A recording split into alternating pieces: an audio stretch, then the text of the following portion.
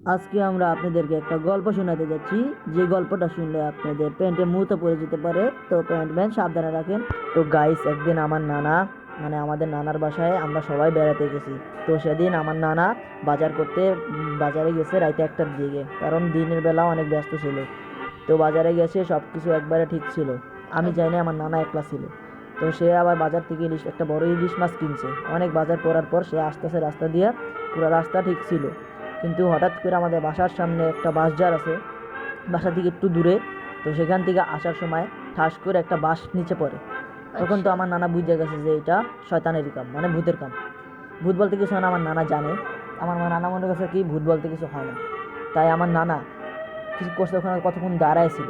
দাঁড়ায় থেকে ভাইবা বুইবা তারপর বলে, ভূত বলতে তো কিছু হয় না, আমি উপরে চলে যাই। আমি এই বাসটা ড্যাঙ্গা চলে যাই। বাসটা যেই ড্যাঙ্গাইতে গেছে, বাসটা উপরে টান দিয়ে তুলে ফেলছে। আমার নানা তো বাসের সাথে বাস জারির উপরে চলে গেছে। তখন আমার নানার কাছে যে ইলিশ মাছটা ছিল, ইলিশ মাছটা নিচে পড়েছিল, আর বাজার বুজার সব নিচে পড়েছিল। তখন আমার নানা মানে ওখানে যে গেলে টেনে নিয়েছে, তখন তো আমার নানার একটু হুঁশ ছিল না, কারণ আমার নানা তখন অজ্ঞান হয়ে গেছিলো। তারপর কালকে সকালে দুইটা বেটা যখন রাস্তায় যেতেছে, তখন দেখে বাস ঝাড়ে কে জানি ঝুলতেছে। তখন তারা বুঝতে পারলো যে এটা তো মানে আমার নানা, তার নাম আলমগীর ছিল। তাকে নামালো। নামানোর পরে তাকে আমাদের বাসায় নিয়ে আসলো। বাসায় নিয়ে আসার আচ্ছা। পরে আমার নানা তখন হুঁশে ছিল না, পানি দিছে চোখে, তখন হুঁশ হয়েছে। হুঁশ আসার পরে আমাদের সব ঘটনা বললো। আমরা তো শুনে পুরো অবাক। তারপর পরের দিন আবার নানা ওখান দিয়ে মানে তাদের বন্ধুর সাথে যাইতেছিল দেখা করতে। তো সেদিন যেকালে সে দায়িত্ব ছিল, তখন শয়তান আর বাস ফালায় নাই, তখন তাকে কি করছে, ডাইরেক্ট ধাক্কা দেওয়া খালের মধ্যে ফালাই দিছে।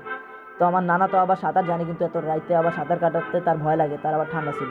তো সে সাঁতার না কাটতে পেরে অনেক হাবুডুবু খেয়েছে, পানি খেয়েছে, কোনো রকম সাইডে যে উঠছে। সাইডে যেই উঠছে, ওঠার পরে আমার নানাকে ভূতেরা মেরা ফেলছে। মানে এমনি মাইরা ফেলছে যে দেখলে গাইস মইরা যেতাম। মানে সাইডে চোখা চোখা বাঁশ গাড়া ছিল, সেটার মধ্যে কি ভূতেরা ফালাইছে নাকি নানা ইচ্ছা করে বসে সেটা জানি না। কিন্তু সেটার মধ্যে আমার নানা মানে পেটের মধ্যে ঢুকে ছিল সেই চোখা চোখা জিনিসগুলা। তারপর থেকে আমার নানা মৃত্যুবরণ করে। তখন আমি ছিলাম অনেক ছোট, আমার 2-3 মাস চলে। আমার ভাইয়ের বয়স ছিল অনেক। যা হইছে খুবই খারাপ হইছে।